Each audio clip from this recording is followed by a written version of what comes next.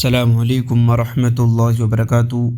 دوستو، تبلیغی ماحول میں ایک سوال اکثر سننے کو ملتا ہے کہ آخر عمارت کا نظام کیوں ضروری سمجھا جاتا ہے، اور دوسری طرف شورا کی حامی کیوں کہتے ہیں کہ مشورے سے فیصلہ ہونا چاہیے، کہ عمارت زیادہ بہتر ہے یا شورا کا طریقہ زیادہ مضبوط ہے۔ آج ہم اس موضوع کو بہت آسان اور غیر جانبدار انداز میں سمجھیں گے۔ سب سے پہلے سمجھتے ہیں کہ عمارت کیا ہوتی ہے۔ عمارت کا مطلب ہے ایک امیر یعنی ذمہ دار لیڈر کے تحت نظام چلانا۔ اس میں ایک مرکزی شخصیت ہوتی ہے، وہ فیصلوں کی ذمہ داری لیتی ہے، باقی لوگ نظم کے ساتھ اس کی بات مانتے ہیں۔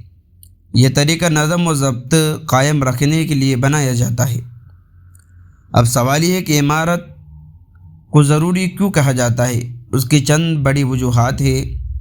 نمبر 1، نظم و ضبط قائم رہتا ہے۔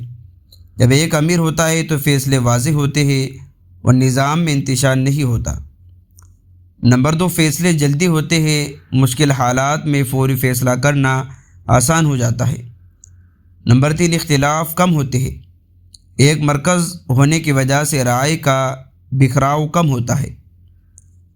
شورا کے حامی کیا کہتے ہیں؟ اب بات کرتے ہیں شورا کے حامیوں کی۔ وہ کہتے ہیں کہ فیصلہ ہمیشہ مشورے سے ہونا چاہیے۔ ان کے دلائل یہ ہوتے ہیں کہ سب کی رائے شامل ہوتی ہے، جس سے غلطی کے امکانات کم ہو جاتے ہیں۔ اجتماعی حکمت پیدا ہوتی ہے، کئی ذہن مل کر بہتر فیصلہ کر سکتے ہیں۔ انصاف کا احساس بڑھتا ہے، لوگ محسوس کرتے ہیں کہ ان کی بات سنی جا رہی ہے۔ دوستو، اصل فرق صرف فیصلے کے طریقے میں ہے۔ عمارت میں ایک شخص فیصلہ کرتا ہے، شورا میں کئی لوگ مل کر فیصلہ کرتے ہیں، لیکن دونوں کا مقصد ایک ہی ہوتا ہے، نظام کو مضبوط رکھنا اور دین کی خدمت کرنا۔ اصل حقیقت یہ ہے کہ نہ صرف عمارت بہتر ہے اور نہ صرف شورا، بلکہ اگر امیر مخلص اور سمجھدار ہو تو عمارت کامیاب ہو جاتی ہے، اور اگر شورا کے لوگ متفق اور اخلاص والے ہو تو شورا مضبوط ہو جاتی ہے۔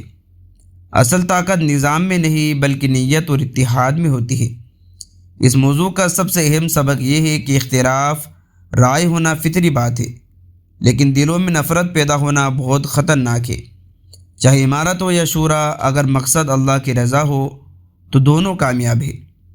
دوستو، آج آپ نے جان لیا کہ تبلیغ میں عمارت کیوں ضروری سمجھی جاتی ہے اور شورا کے حامی کیا کہتے ہیں۔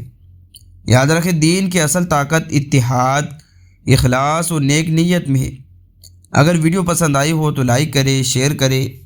چینل پر نئے ہو، ابھی تک آپ نے سبسکرائب نہیں کیا تو کر لیجئے، اور کمنٹ کے اندر اپنی رائے کا اظہار ضرور کرے۔ ملتے ہیں نیکسٹ ویڈیو میں۔